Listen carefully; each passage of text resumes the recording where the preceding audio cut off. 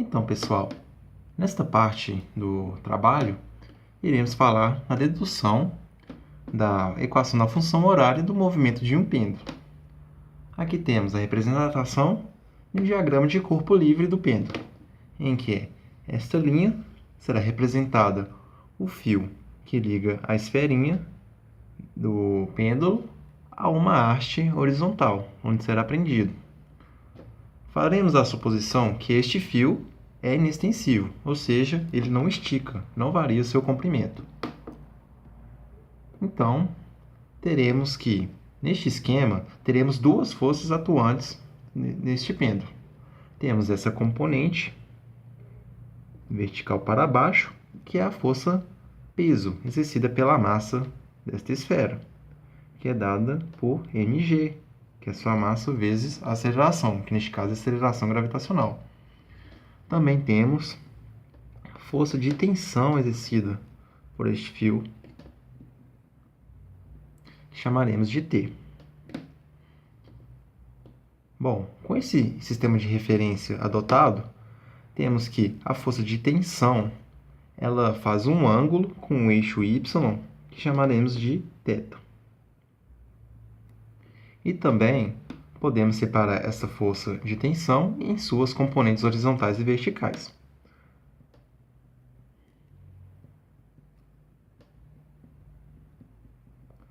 Aqui, então, a gente tem a componente vertical, componente horizontal, né? Se a gente for virar aqui, a gente tem o cosseno deste ângulo, cosseno não, me desculpem, o seno deste ângulo. Então, aqui, seno de θ, T, seno de θ, e aqui, sua componente T, cosseno de θ. Bom, a gente observa que a força peso, mg, e a componente T cosseno de θ da tensão, elas se anulam, de modo qual que temos uma força resultante diferente de zero nesta representação, que é dada pela componente T seno de θ da tensão. Então, primeiramente, a gente pode escrever aqui a componente peso mais a componente T cosseno de θ é igual a zero. Ela se anula.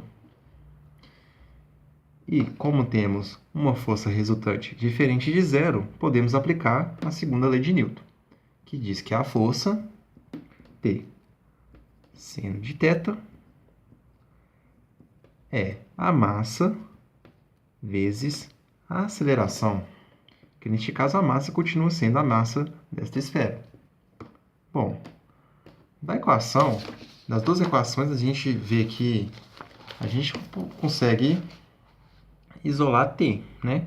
Vamos isolar T aqui nessa equação. A gente vai ter que, passando mg para o outro lado, teremos menos mg, cosseno de θ passa dividindo.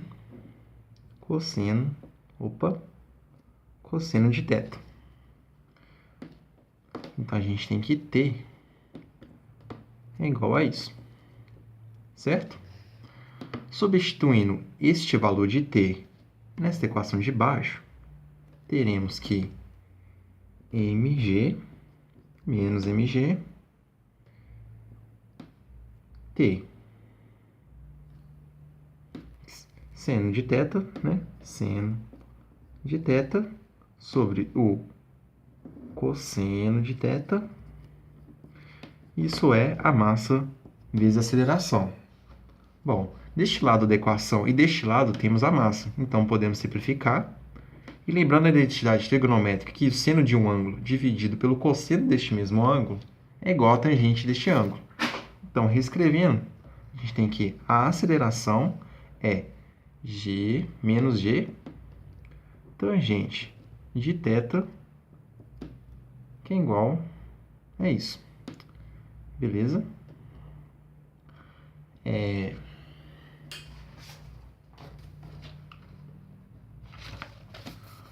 Agora, voltando nessa aqui, representação, né?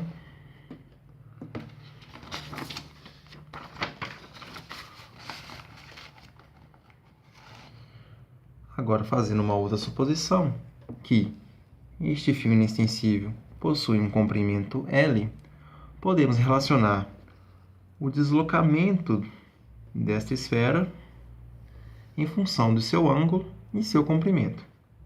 Então, vamos chamar o deslocamento de S de t, uma função que depende do tempo, né? Que conforme passa o tempo, este pêndulo vai estar oscilando para lá e para cá, é igual ao quê? Ao comprimento vezes o ângulo, que é uma função que também depende do tempo. Agora, voltando nessa outra equação, a gente pode reescrevê-la da seguinte forma. Uma aceleração de um objeto, usando a notação de Leibniz, sabemos que é a segunda, que é a derivada da velocidade em função do tempo. Então, reescrevendo, derivada da velocidade em função do tempo é menos g tangente de θ. Então, onde v, né, é a velocidade linear do pêndulo, ou seja, a tangente da trajetória. Derivando essa outra expressão, teremos o quê? Que ds dt, derivada da posição do tempo, é L dθ sobre dt. Bom, sabemos que a velocidade é a derivada da posição em função do tempo, certo?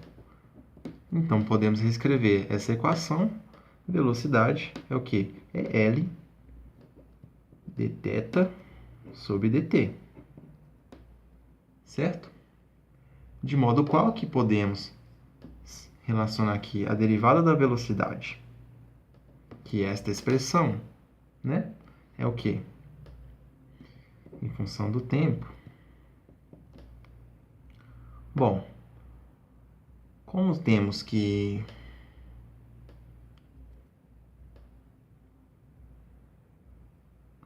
a derivada da velocidade em função do tempo é a aceleração, ou seja, a derivada em função do tempo da derivada do deslocamento em função do tempo, então podemos reescrever a seguinte equação: derivada em função do tempo de L dθ sobre dt,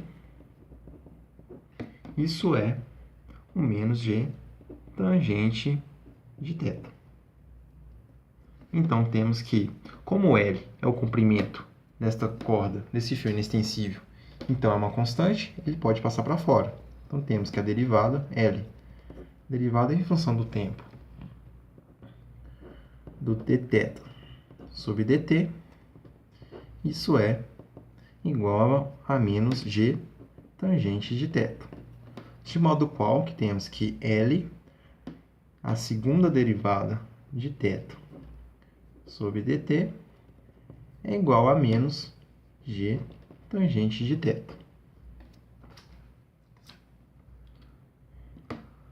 Passando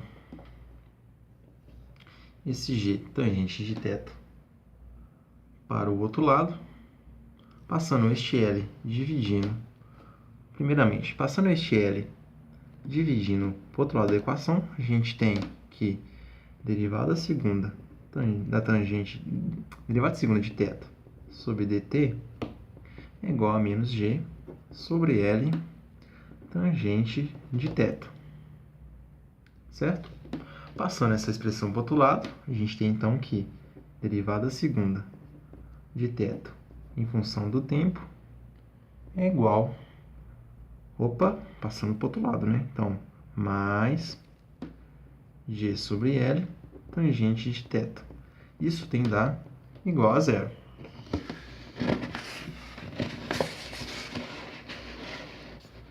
Então, chegamos nessa equação diferencial, que não é linear e de difícil cálculo. Então, a gente vai usar o artifício da aproximação utilizando uma série de Maclaurin. Fazemos a aproximação de θ. A nossa tangente de θ será aproximada a uma f de θ, que será o somatório de n variando de 0 até infinito da enésima derivada do ponto zero sobre n fatorial θ a n. Bom, então teremos que a nossa função será aproximada da tangente de θ. Resolvendo, então teremos, para n igual a zero, a derivada zero no ponto zero, a derivada zero de algo é a própria função. Então teremos a tangente de zero. E zero, que é igual a zero. Bom, primeira derivada da tangente de θ no ponto zero é a secante quadrado de θ no ponto zero, no ponto zero. Bom, secante quadrado de θ é 1 sobre o cosseno quadrado de θ. E o cosseno ao quadrado de θ no ponto zero é 1 sobre 1, que isso dá 1. Então, teremos que a nossa tangente de θ terá a seguinte aproximação: 0 sobre 0 fatorial mais θ sobre 1 fatorial, fazendo apenas uma aproximação de primeira ordem. Então, teremos que 0 sobre fatorial de 0, que fatorial de 0 por definição é 1, temos 0, e fatorial de 1. Então, aproximaremos a tangente de θ para θ. Então, reescrevendo a nossa equação diferencial, teremos que a segunda derivada em função do tempo mais g sobre L θ, isso é igual a zero. Bom, agora chegamos a uma equação diferencial muito mais simples, que podemos resolver utilizando o fator integrante. Que neste caso, fazemos θ igual a E elevado a RT. Θ elevado a RT. De modo qual, que a gente tem segunda derivada. Então, θ, duas linhas, é o quê? É o R ao quadrado de E elevado a RT. De modo qual que podemos escrever a nossa diferencial como o E elevado a RT de R ao quadrado mais G sobre L. Isso é igual a zero. A nossa exponencial, neste caso, nunca se anula, de modo a qual que o R ao quadrado mais GL é igual a zero. Vai dar igual a zero.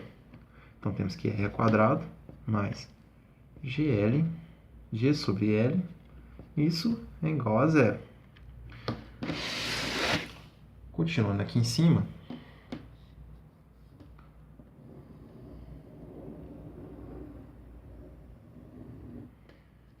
temos que o R ao quadrado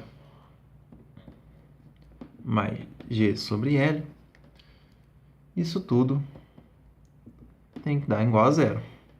Vamos isolar o R.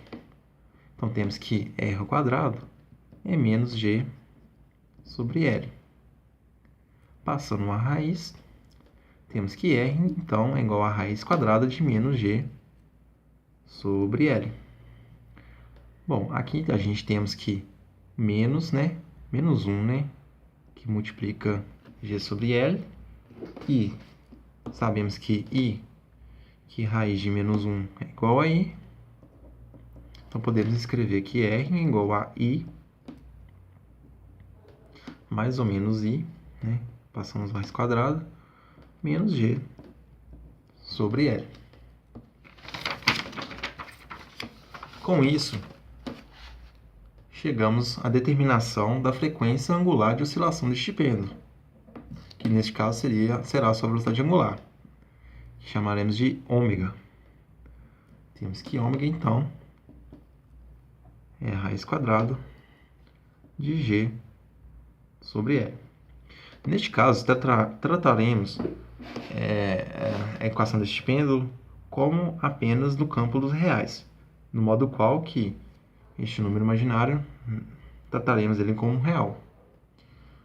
Então, sabemos que, pelas leis da física e as relações matemáticas, que ômega é igual a 2π sobre período. Certo? Então, reescrevendo, temos que 2π sobre período é igual a g sobre L. De modo a qual que o período é igual a 2π, que multiplica L sobre G. Então, chegamos à determinação do período deste pêndulo.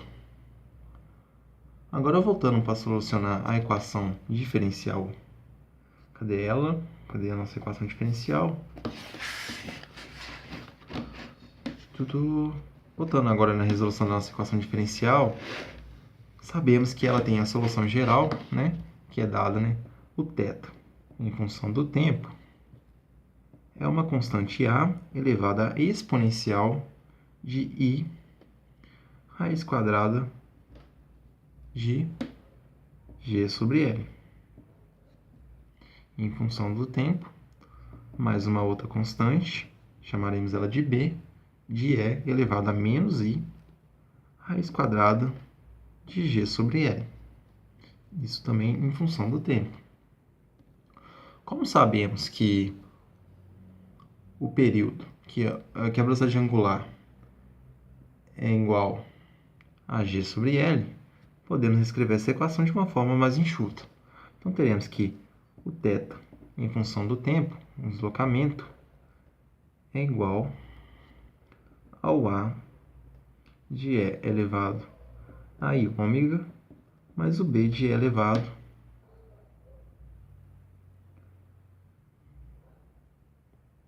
a ômega menos i ômega. Certo? Agora, usando a expressão de Euler de Moivre, que é i é exponencial de i a uma variável, ela é igual ao cosseno desta variável, que neste caso chamaremos ela de gama, mais o i de seno deste ômega, deste gama. Comparando essas duas expressões, vemos que